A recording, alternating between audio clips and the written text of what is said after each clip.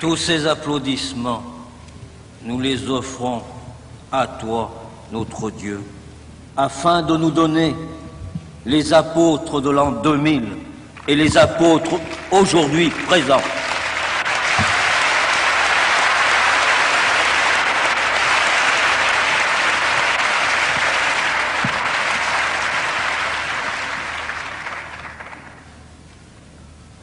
Je vais vous donner un témoignage qui va vous montrer, forte et fidèle, l'étonnante liberté de Dieu.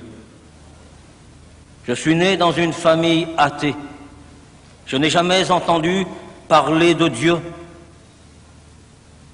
Et comme cadeau d'anniversaire, j'ai eu la guerre. Le foyer a éclaté comme un obus. Je serai abandonné. Et à l'âge de 7 ans, je me retrouverai dans les Pyrénées où j'aurai plus de coups de pied au cul que de caresses. À la fin de la guerre, quand mon père reviendra des camps de concentration, il essaiera de refaire un foyer, mais je ne pourrai pas accepter qu'une autre femme que ma maman prenne la place. Et alors je vais fuguer du côté de Marseille, décharger des camions sur les quais de la Joliette. Et là, la police va m'arrêter pour me rendre à mes parents. Mais dans cette attente, on va tout bonnement me mettre en prison, à la prison des Baumettes, chez les mineurs à Marseille. Eh bien, je puis dire que là, j'ai été à bonne école, à l'école du vice. Et quand je serai rendu à mes parents, je vais fuguer, non plus pour aller travailler sur un quai de Joliette, mais pour mettre en pratique ce que j'ai appris dans ce centre de mineurs. Et alors va commencer une vie de délinquant, de petit délinquant. Et à l'âge de 15 ans, je serai condamné jusqu'à ma majorité, 21 ans, pour avoir fait une première attaque à main armée. Pour échapper à ces maisons de correction, bagnes pour enfants de l'époque, on nous donnait à l'âge de 18 ans à choisir, car il y avait la guerre d'Indochine et de Corée. Je me suis engagé, j'ai été blessé, rapatrié en France. Et l'armée, avec une pension dérisoire, me renverra vers mon trottoir. Et alors, avec des amis, je vais mettre en pratique ce que j'ai appris. Et alors va commencer une vie de grand délinquant. Je vais commencer les attaques de banques, de caisses d'épargne et autres. Je sauterai des années de cette vie pour arriver du côté de Laval, dans la Mayenne en 1960. Là, je suis venu faire une affaire, comme à l'habitude, avec mes amis. Et sur un trottoir opposé, il y a un homme bizarrement vêtu, avec une grande robe noire. Et je dis à mes amis, qu'est-ce que c'est que ce pélandron? Est-ce un homme ou une femme? Mon ami me dira, va lui demander. Je crois que c'est un curé. Je vais traverser la rue et je vais m'adresser à cet homme en ces termes en lui disant « Qui tu es, toi, un homme ou une femme ?» Et il va me regarder droit dans les yeux et il me répondra « Je suis un serviteur de Dieu. Et je n'ai qu'un patron, c'est Dieu. » Car il a vu effectivement mes mauvaises intentions en traversant ce trottoir. J'ajouterai que ce bon curé, Paul Lézé, est toujours vivant et qu'il a 87 ans.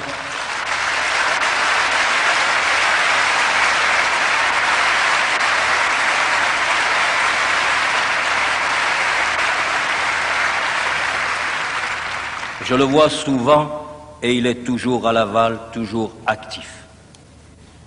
Eh bien, il va me donner son adresse qui à l'époque était 12 bis rue Solferino et il me dira si un jour tu as du temps, viens me voir.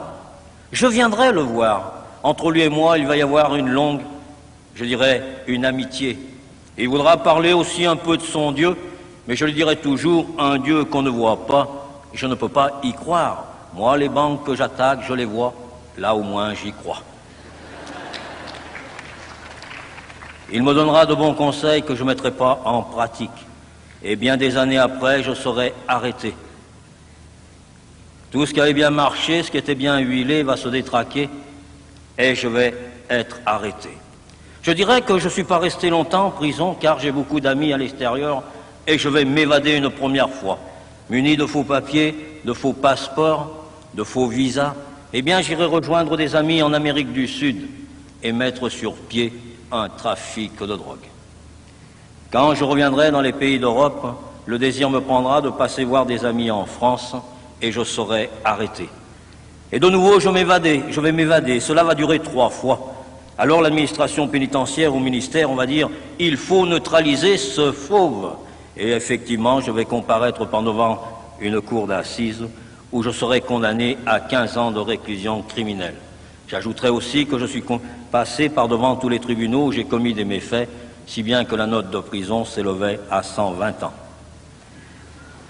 La chance que j'ai eue, c'est que la peine principale étant une peine de réclusion, une peine inflammante, les autres peines de correctionnel ont été confusionnées et il me resterait désormais 21 ans de prison à faire.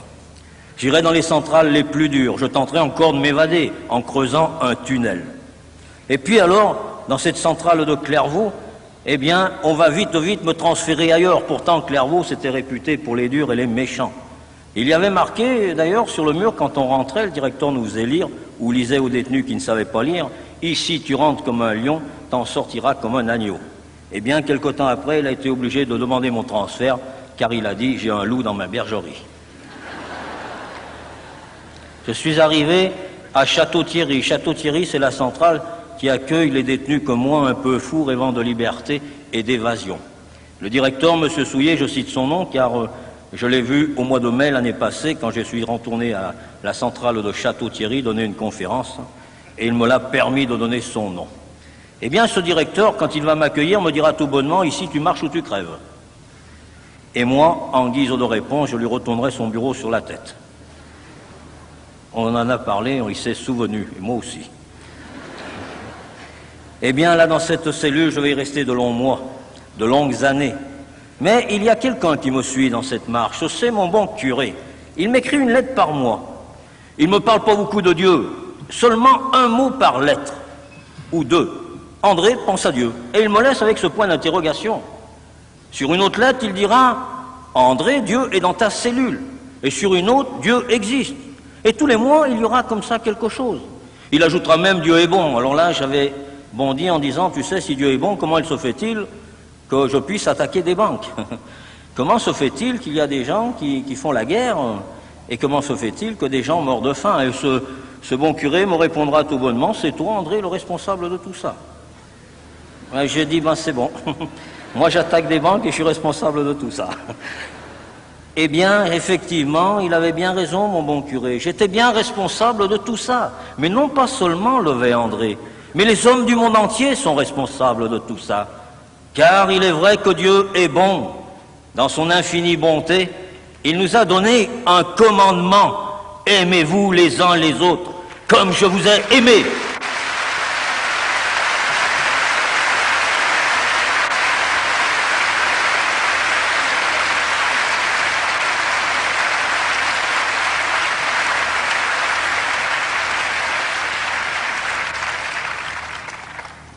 Et oui, au nom de aimez-vous les uns les autres, eh bien, nous allons nous faire la guerre. Au nom de aimez-vous les uns les autres, on va affamer des peuples. Et pourtant, Dieu nous dit de nous aimer. Ce bon curé à qui je disais, ici, je tourne en rond dans cette cellule, je n'ai que 3 livres à lire, il va me dire, je vais t'envoyer un gros bouquin. Ce bouquin, tu pourras le lire tous les jours de ta détention. Tu pourras le lire aussi quand tu seras libre. Et il avait ajouté, chose étonnante, tu pourras le lire aussi quand tu seras mort. Alors là, j'ai dit, il est fada, ce curé. Qu'est-ce que je peux lire quand je serai mort? Et ce bouquin va arriver. C'était 4 gros évangiles reliés. Le surveillant qui va me l'apporter avec précaution, car il est vrai que j'étais tellement méchant qu'on se méfiait. Et ce bouquin, quand il va me le donner, il me dira « lis-le car il peut t'achazir ». Il était passé à la censure, ce bouquin. Eh bien, effectivement, mon curé me dira « est-ce que tu l'as ouvert, ce bouquin ?» Je dirai « non, je ne l'ai pas encore ouvert ». Car effectivement, quand on va me donner ce livre, je dirai « mais de quoi ça parle ?» On me dira « de Dieu ». Et je dirai « ça y est, le bon curé me balance son bon Dieu dans la cellule ». Et alors, ce livre, il m'avait dit aussi « tu pourras le lire, mais tu pourras l'ouvrir comme ça, n'importe où ». Alors je me suis dit, tiens, un livre qu'on ne lit pas de la première page à la dernière, bizarre. Mais un jour, effectivement, je vais l'ouvrir, ce gros bouquin. Ce que je dis là, en peu de temps, a duré des années, 10 ans. Quand je vais l'ouvrir la première fois, ce livre, je vais tomber sur un beau passage, les noces de Cana. C'est un grand banquet. Je dirais qu'ils ont tellement bu, ils ont bien mangé, mais ils ont trop bu. Ils n'ont plus de vin. Et là, il y a une dame, Marie, qui s'adresse à son fils, Jésus, et qui lui dit, tu sais, ils n'ont plus de vin. Jésus dira même, laisse-moi tranquille, mon temps n'est pas venu. Et cette maman confiante s'adressera aux serviteurs, aux gens qui sont là, et leur dira, faites tout ce qu'il vous dira. Effectivement, Jésus fera apporter les outres de pierre de l'époque, les fera remplir d'eau, et il dira, portez ça au maître de maison. Et quand ce maître de maison va goûter cette flotte, il va s'écrier, comment se fait-il que vous servez le vin et le meilleur en dernier? Alors là, je me suis dit, ça y est, mon curé, il a raison, ce bouquin, il est vachement chouette. De l'eau, du vin. Ça porte à sourire, mais à l'époque, moi, je ne souriais pas. Et en toute sincérité, je me suis tourné vers mon petit robinet et je l'ai ouvert. Et j'ai dit, mec, fais couler du vin. Il n'y a que de l'eau qui a coulé. Et quand j'ai dit ça à mon curé, il m'a dit, tu lis mal, André. C'est pas tout à fait ça. Et je l'ouvrirai encore, ce bouquin. Je tomberai sur la Samaritaine. Tiens, encore une histoire d'eau. Et là, c'était de l'eau de vie. Pour moi, c'était de l'agnole. Et encore après, ça sera Jésus marche sur les eaux. Tiens, chapeau, il marche sur l'eau. Et puis, je l'ouvrirai encore, je tomberai, ce Jésus guérit des malades.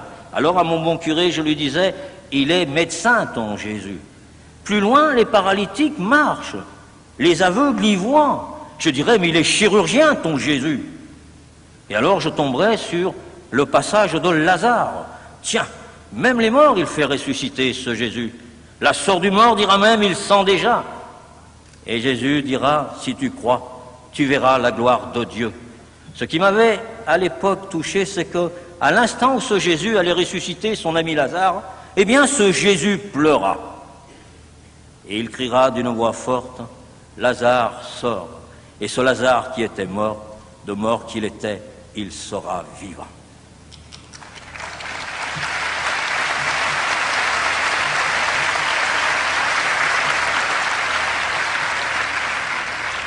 Ce bouquin encore, je vais l'ouvrir une dernière fois avant ma grande rencontre.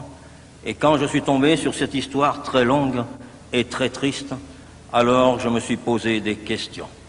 Et j'en poserai beaucoup à mon bon curé. Ce Jésus, eh bien, on l'a arrêté. Ce Jésus, on va le frapper. On va lui donner du coup. On va lui cracher dessus. Et il devait être que plaie et que bosse et que sang. Et qui plus est, ce Jésus, on va le mettre en parallèle avec un bandit, à savoir des deux, qui sera libéré ou condamné à mort. Et là, cette foule hurlante va demander la libération du bandit et va demander la condamnation à mort de ce Jésus pour tout le bien qu'il avait fait.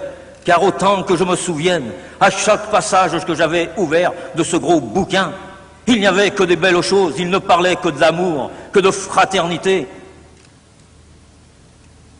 Eh bien, pour tout cela, ils te l'ont cloué sur une croix. Et à côté de lui, sur deux autres croix, il y a deux bandits de mon espèce. Un de ces bandits va l'insulter, l'autre va le reprendre. Ne crains-tu pas la colère de Dieu? Pour nous, c'est justice. Mais lui, il n'a rien fait de mal. Alors je me suis dit, mais oui, c'est justice, moi aussi je suis ici en prison. Il est normal que j'y sois, car j'ai commis des faits contraires aux lois des hommes. Mais ce Jésus, lui, il n'a rien fait de mal. Et alors j'ai écrit à mon curé en lui disant, je ne peux pas croire à cette histoire, car c'est pas possible qu'on puisse faire tant de mal à quelqu'un qui a fait tant de bien. Ce Jésus, je ne lui en veux pas, au contraire, je l'aime pour tout le bien qu'il a fait, mais je haïs tous ceux qui lui ont fait du mal. Et mon curé dira, André, ouvre-le encore ce bouquin, tu n'es pas loin de la vérité, mais il me faudra encore attendre longtemps. Et un jour que je suis là dans cette cellule, que je tourne en rond, que je n'ai plus de possibilité d'évasion, alors je me suis souvenu de ce bouquin, et je vais m'adresser à ce bouquin en ces termes en disant, si tu existes vraiment, si tu fais toutes les choses qui sont écrites là dans ce bouquin, eh bien alors, viens me voir. Je te pose un rendez-vous. Viens à 2h du matin, on sera tranquille, on pourra discuter. Et si t'es si costaud, moi je te demande qu'une chose, ouvre mes barreaux, que je me casse. Ce Jésus que je voulais comme complice pour une évasion, eh bien ce Jésus va répondre. Et je vais bien m'évader avec lui, tout en restant entre quatre murs. Voici comment. Ce 11 juin, dans la nuit de ce 11 juin au 12 juin, je vais m'endormir comme à l'habitude, face à ces barreaux, car je regardais toujours les barreaux avant de m'endormir, en espérant un jour les voir sauter. Et là, je vais m'endormir d'un sommeil profond, sans me souvenir de ce que j'ai demandé ou dit le matin. Et dans cette nuit, je vais être secoué. Je vais me lever d'un bond cherchant l'intrus qui est rentré dans ma cellule, prêt à bondir, à frapper, et il n'y a personne. Et c'est alors que je vais entendre ces paroles qui vont résonner en moi, très fort à l'intérieur de moi, aux oreilles comme dans un tunnel, et elles diront, il est 2h, André, nous avons rendez-vous. Alors je vais bondir vers la porte de la cellule, et le surveillant qui va arriver, je vais lui dire, mais qu'est-ce que tu viens me parler en pleine nuit? Qu'est-ce que tu viens m'embêter? Et le surveillant dira, je ne t'ai rien dit. Je dirai, mais quelle heure il est? Il est 2h. Je dirai, 2h comment? 2h juste. Alors je vais me retourner dans cette cellule, et j'aurai pas le temps de réfléchir longtemps, car la parole va reprendre encore plus forte intérieurement, et elle va résonner comme dans un tunnel dans mes oreilles, et elle dira, je suis ton Dieu, le Dieu de tous les hommes. Alors, là, je vais encore tendre le poing et dire, mais comment se fait-il que tu peux me parler dans les oreilles alors que je ne te vois pas, que je ne t'ai jamais vu, que je ne te connais pas, mais qui tu es? Laisse-moi tranquille, va-t'en ou montre-toi. Et c'est alors que du côté de ces barreaux que je voulais tant voir sauter pour une liberté, il va y avoir une belle lumière. Les mots sont trop pauvres pour la décrire. Il n'y avait plus de plafond, il n'y avait plus de mur, c'était un ciel dans une cellule. Et là, dans cette lumière, il y a un homme que je ne connais pas, que j'ai jamais vu. Et alors, il va seulement me montrer des mains percées, des pieds percés, un côté percé. Et alors, je vais entendre ces paroles qui seront très fortes. Là, dans cette cellule, c'est aussi pour toi. Eh bien, c'est seulement à ce moment-là que les écailles de mes yeux, lourdes de 37 années de péché, vont vouloir enfin tomber et que je vais pouvoir voir clair. Et là, je vais comprendre en un éclair que je suis pécheur et qu'il est sauveur. Et pour la première fois de ma vie, je vais courber l'échine, je vais fléchir. Pour la première fois de ma vie, je vais tomber à genoux et je vais pleurer. Pour la première fois de ma vie, quelqu'un voulait m'aimer. Et là, à genoux, de 2h du matin jusqu'à l'ouverture des cellules à 7h, pendant 5 heures de temps, à genoux, il me faudra faire toute la marche à l'envers de tout le mal que j'avais fait, afin que ça ressorte de moi comme d'un abcès trop mûr. Et tous ces fardeaux, tous ces braquages, toutes ces banques, tout ce mal, toute cette haine, ces poings tendus, eh bien c'était ce Jésus, par sa grande miséricorde, par son grand amour, qui était venu là dans cette cellule pour m'en libérer, moi qui n'étais qu'au bout et que merde. Et là, à genoux, demandant pardon, je me suis tenu devant lui, comme un petit écolier honteux qui ne savait pas sa leçon. Et alors j'ai compris les plaies de ses mains, j'ai compris les plaies de ses pieds, j'ai compris la plaie de son côté. Pendant 37 ans, j'avais été le clou de ses mains. Pendant 37 ans, j'avais été les clous de ses pieds. Pendant 37 ans, tous les jours de ma vie, j'avais pris cette lance pour le percer. Et là, devant lui, tête baissée, j'ai demandé pardon. Les surveillants dans les coursives, monsieur le directeur, vont s'affoler et se dire, ça y est, il fait diversion, il veut s'évader. Eh bien, ils avaient raison, je venais bien de m'évader, je venais bien de faire ma dernière évasion, ma dernière cavale avec Jésus-Christ. Et cette évasion-là, cette cavale, eh bien, c'est la plus belle que j'ai jamais réussi, car cette évasion-là, personne ne pourra l'empêcher, personne ne pourra l'arrêter. C'est une évasion avec Dieu, Jésus-Christ et Marie pour l'éternité.